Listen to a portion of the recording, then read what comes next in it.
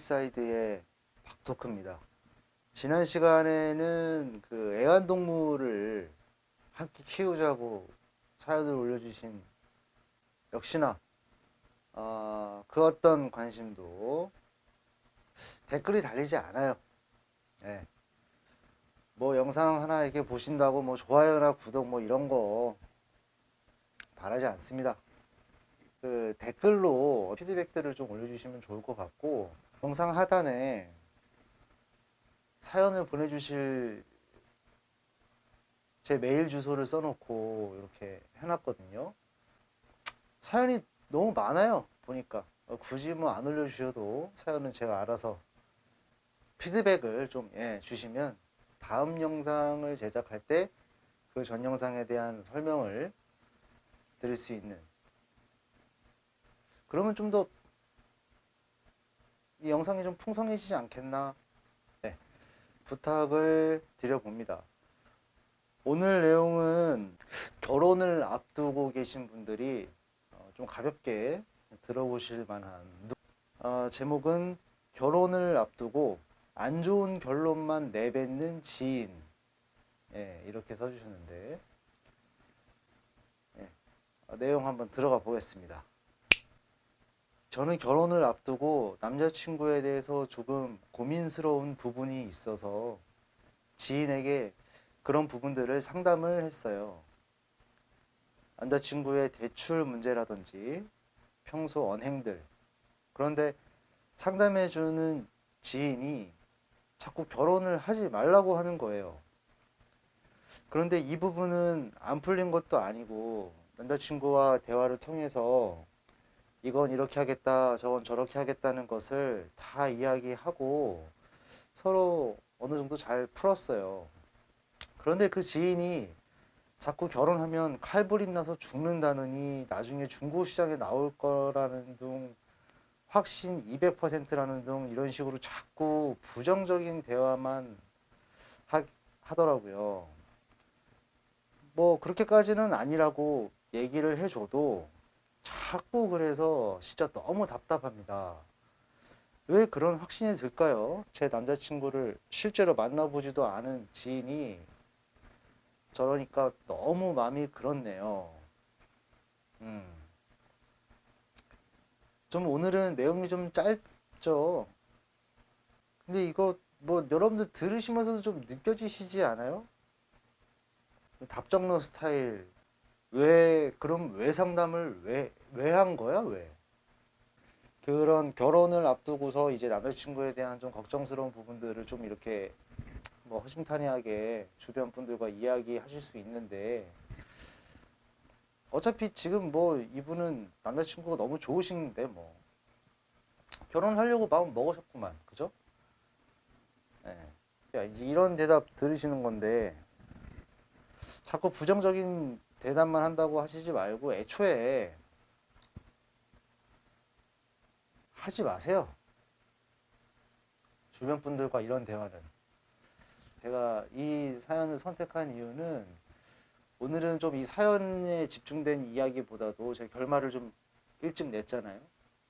이 사연에 집중된 내용보다도 우리 일상에서 일어날 수 있는 어떤 그런 이야기들을 좀 한번, 제가 살아오면서 느낀 것들, 뭐 그런 것들을 통해서 한번, 우리가 살면서 어떤 선택지가 생길 수 있잖아요. 이걸 선택해야 될까 저걸 선택해야 될까 잘 모를 때가 있고, 뭐 경험을 해보셨던 분들에게 조언을 구할 수도 있지만, 경험을 해보지 못한 뭐 내 또래 친구들이나 그런 친구들에게, 야 이런 상황인데 너 같으면 어떻게 할 것 같아? 뭐 이런 거, 이런 타입이 있어요. 답을 들으려는 사람이 있어요. 답. 정말 내가 결정을 못해서, 아 나 진짜 이거는 이렇게 해도 좋고 저렇게 해도 좋은데 야 답을 좀 주라.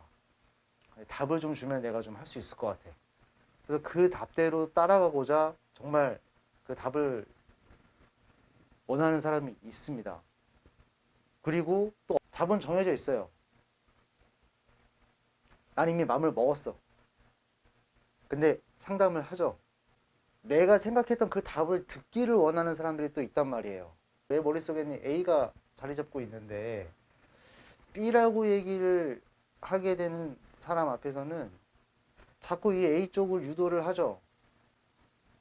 그런데 이런 고민들을 이야기할 때 이 사람이 선택지의 문제가 아니라 어떤 방향성에 대한 이야기를 할 때는요, 긍정적인 대답이 오는 경우가 있고 부정적인 대답이 오는 경우가 있겠지만 이 보통 대답들이 다 좀 부정적으로 다가옵니다. 예.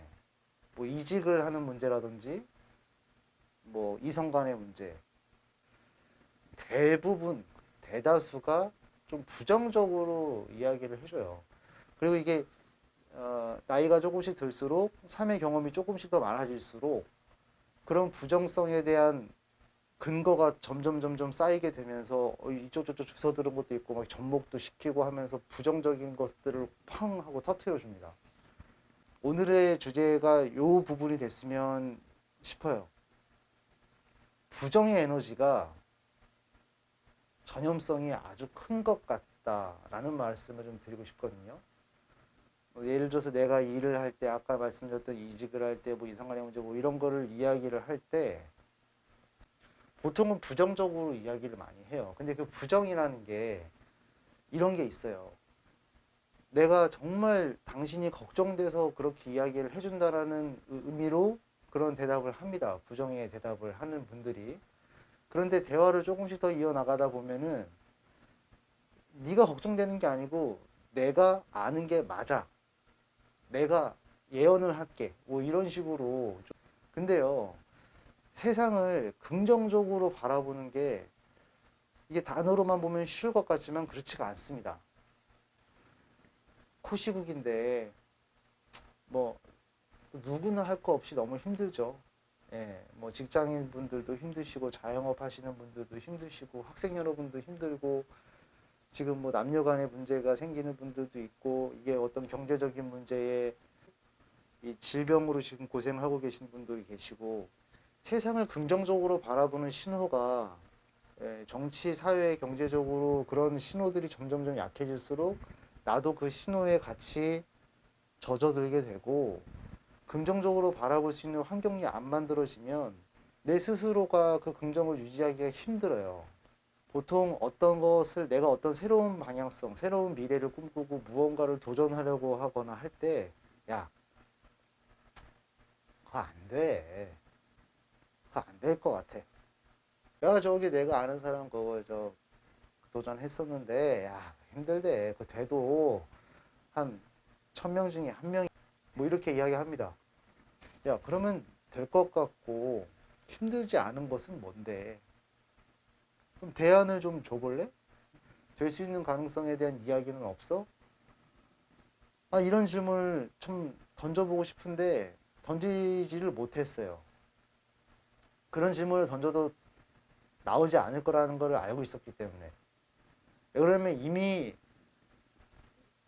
이 사회적으로 많이 성장하신 분들, 사회적 지위가 높으신 분들, 그리고 나보다 나이가 더 많은 분들과 같이 상담을 하거나 내 고민을 토로하게 되면 확실하게 조금은 다른 이야기가 나올 수 있습니다.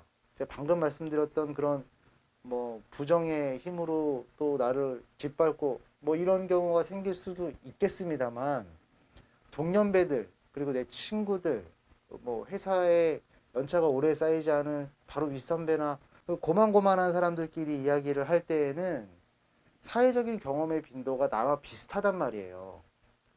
그러면 내가 인생 살면서 겪어본 것들에 대한 경험이 또 크게 다르지가 않다는 거죠. 그 경험에서만 오기 때문에 거기서 기발한 것과 획기적인 것 이런 것들을 캐치해내는 것이 쉽지가 않습니다.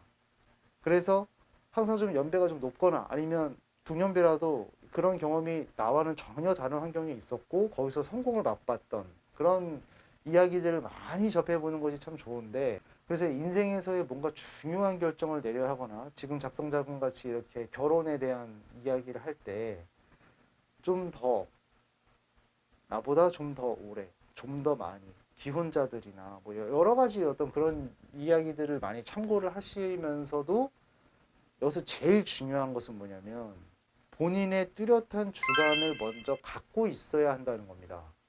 내가 이 부분에 대한 책임을 질 것이고 내가 이 부분에 대한 결과를 확신할 수 있고 이런 자기 확신이 있으면 이런 상담이나 뭐 무슨 이런 거, 네. 내가 나를 믿기 때문에 이 선택에 대한 책임을 내가 질 수 있기 때문에. 근데 지금 질문처럼 답을 정해놓고 괜한 사람 붙들어 놓고 앉아서 단점 실컷 떠들어 놓고서는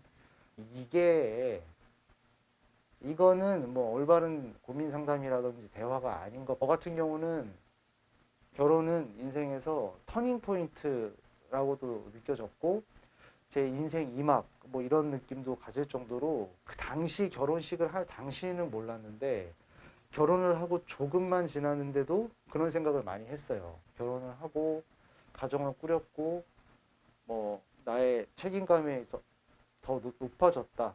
뭐 이런 생각을 하다 보니까 아 정말 이 결혼 선택이라는 것은 정말 신중해야 했고 집안과 집안의 만남, 남과 여의 만남 이런 것들이 너무 큰 의미이고 너무 중요한 부분이구나. 지금 작성자님도 이제 결혼을 앞두고 계신 상황에서는 주변 친구들이나 누구누구들한테 그런 거 상담하지 마세요. 물어보지 마세요. 뭐 안 좋은 얘기들 위주로 일단 먼저 근거를 뱉어 놓으셨으면은 돌아오는 대답은 좋을 수가 없습니다.